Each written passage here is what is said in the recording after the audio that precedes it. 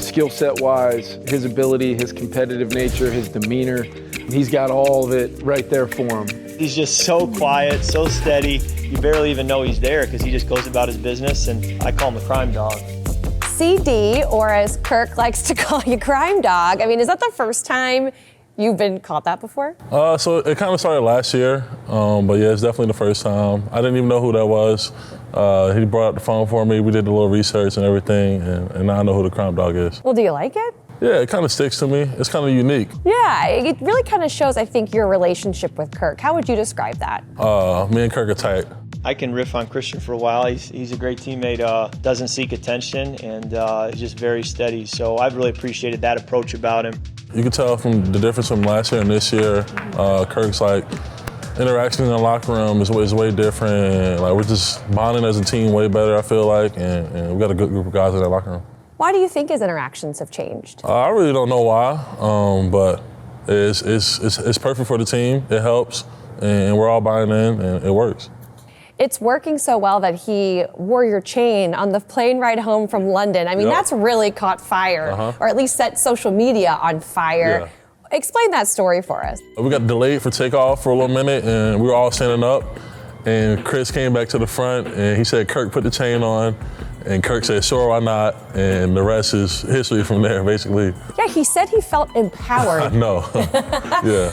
Well, if you look into this relationship with Kirk, you also have to look at the relationship with the offensive line. And Kirk has said, you as a unit, he sometimes forgets that you're even playing in there because he doesn't have to worry about you. What does it mean to hear him say that? Great things. It means I'm doing my job for sure, for one. And I really don't like to talk too much when I'm out there playing.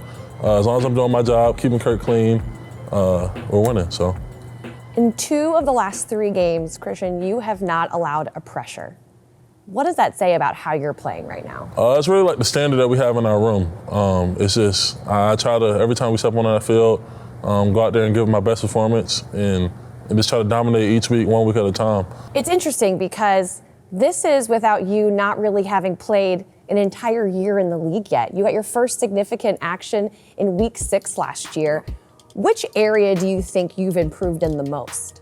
It's being able to break down the defenders and knowing their techniques and stuff like that. I really feel like that's probably the most growth in my game, just like watching film and actually learning how to study those defenders. There was this one play I saw from the Bears game where you pretty much manhandled Robert Quinn. Yeah. I don't even remember that play even happening like that. Actually, one of my boys from back at home, he sent it to me, and I was like, dang, that really happened. And it's just like, going against him, I have a lot of respect for him. And last year, he kind of got me a little bit, those 2 games, so I kind of had to get my payback. So, but yeah, he's one of the top wrestlers in the NFL, and yeah, it was kind of awesome making that play. It was awesome. Yeah. How do you mentally prepare seeing those guys every week? I mean, you're going to get the top guy on the D-line every single time. Yeah, so like I said, just taking it week to week, and knowing like these guys are all different wrestlers, and just not trying to look too far ahead of anything, and just take one play at a time.